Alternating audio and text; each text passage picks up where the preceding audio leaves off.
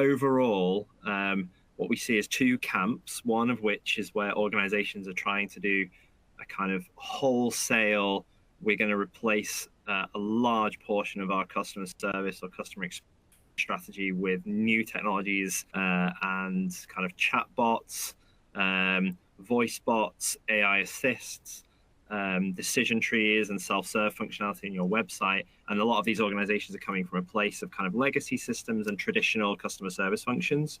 And then in the other camp, we've got organizations who are looking at really specific use cases for some of these technologies, and they're implementing much like lighter touch and just bringing it in where they absolutely need it. And what I'll share is kind of my perspective on the kind of benefits and disadvantages of those two approaches and how it's affected their kind of workforce, how it's affected their implementation and their strategy going forward in the use of AI.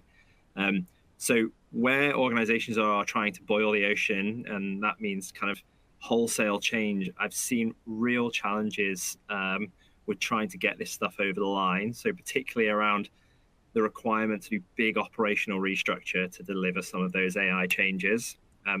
Typically big kind of cultural revolutions with your workforce and your staff and how they're expected to interact with your customers going forward.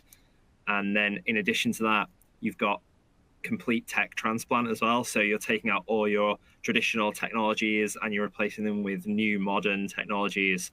And so all three of those things are very impactful for your organization. And I've seen that in those cases, it can be extremely costly.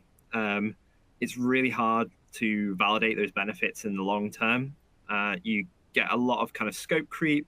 It can be really traumatic for your staff. By the way, I know the appeal of it because it feels like the right thing to do. But what we've seen is real challenges from the organizations who are trying to do that. And it takes a long time to get it over the line. By the time you're deep into the implementation, some of the people who were there when you first started down this path have left the business.